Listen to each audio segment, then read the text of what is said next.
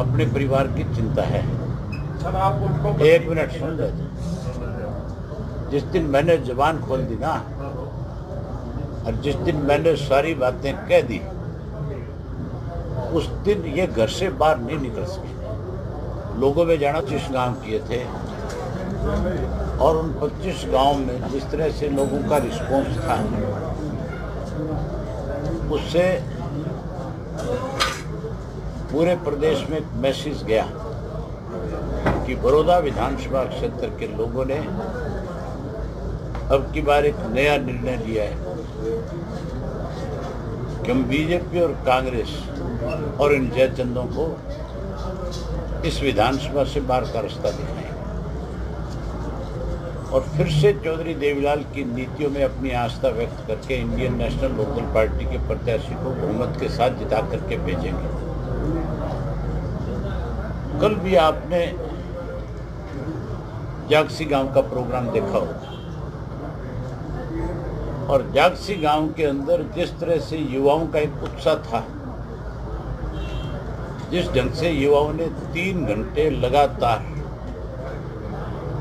हजारों मोटरसाइकिल के काफिले के साथ बड़े जोश से नारे लगा करके एक पूरे प्रदेश में एक मैसेज दिया कि अब बड़ौदा विधानसभा क्षेत्र का जो युवा है इस बात के लिए जागृत हो चुका है कि उसके साथ कांग्रेस ने भी, बीजेपी ने भी और इन जयचंदों ने भी, तीनों ने विश्वासघात करने का काम किया। इन्होंने केवल और केवल युवाओं को बरगड़ा करके अपने साथ खड़ा किया। इनके जहां वोट का इस्तेमाल किया, वहीं इनके जोश को भी, वहीं इनकी एनर्जी को भी उन्होंने यूज करके कहीं सत्ता में आए। आज युवा जो है बड़ी संख्या में आज फैसला लेता जा रहा है कि हम इस चुनाव को अब की बार अपनी जिम्मेदारी पे लड़ेंगे और हर हालत में इंडियन नेशनल लोकदल पार्टी को यहाँ से उम्मीदवार को विजयी बना करके भेजेंगे। बीजेपी के मुझे अभी एक आपके पत्रकार साथी ने पूछा था कि युवा आपके साथ बड़ी संख्या में क्यों आ रहा है। युवा हमारे साथ पहली दफा नहीं आया, युवा हमारे साथ अनेक बार जुड़ा है, और हमने हमेशा युवाओं को मान सम्मान दिया। इस प्रदेश के अंदर पढ़े लिखे युवा को अगर बेरोजगारी भत्ता, जहाँ रोजगार दिया, जो रोजगार से वंचित हो उनको बेरोजगारी भत्ता अगर किसी ने दिया, तो केवल इंडियन नेशनल लोकदल पार्टी की सरकार में 2000 से 2005 में मिला। उसके बाद लोगों ने लुभावने नारे दिए, वायदे किए। अब की बार भी 11-11 हज़ार रुपया बेरोजगारी भत्ता देने की बात कही गई, लेकिन एक नया पैसा किसी युवा को बेरोजगारी भत्ते के रूप में नहीं मिला। भाई जो आंकड़े आए उसमें 33% बेरोजगारी बढ़ी है हरियाणा में। है जो नए आंकड़े आए हैं सामने, उसमें 33% जो है बेरोजगारी बढ़ी है हरियाणा में। आज हरियाणा प्रदेश बेरोजगारी में नंबर 1 पे है। सबसे छोटा राज्य तो नहीं कह सकता मैं, इससे 2-4-6 राज्य और छोटे हो सकते, लेकिन हम एनसीआर में होने के बाद भी हमारा 50% से ज़्यादा इलाका एनसीआर का मेंबर है। और अगर उस प्रदेश के अंदर इतनी बड़ी संख्या में लोग बेरोजगार हैं, प्रदेश में 1 नंबर पे अगर हम आकर के खड़े होते हैं, तो फिर मान करके चलो हमारी सरकारों की बेकायदगियों की वजह से आज हमारा युवा जो है बेरोजगार है। सर जी, ये जो डूइंग बिजनेस मामले में प्रदेश तीसरे नंबर से 16वें नंबर पे पहुंच गया, आप क्या कहना चाहेंगे विपक्ष के नेता होने? सरकार के जो निर्णय हैं अगर लोगों के हित के होते हैं तो आज ना युवा बेरोजगार होता, ना इंडस्ट्री जाती, ना इस तरह के आंकड़े बढ़ते, और ना सरकार को विधानसभा में भागना पड़ता। सर बीजेपी के नेता यहाँ आ रहे हैं, वो कह रहे हैं कि एक सीट से कोई फर्क पड़ने वाला नहीं है। एक सीट से ना तो सरकार बनने वाली ना गिरने वाली। तो क्यों धक्के खा रहे हैं, क्यों घूम रहे हैं, अपने घर क्यों नहीं जाते?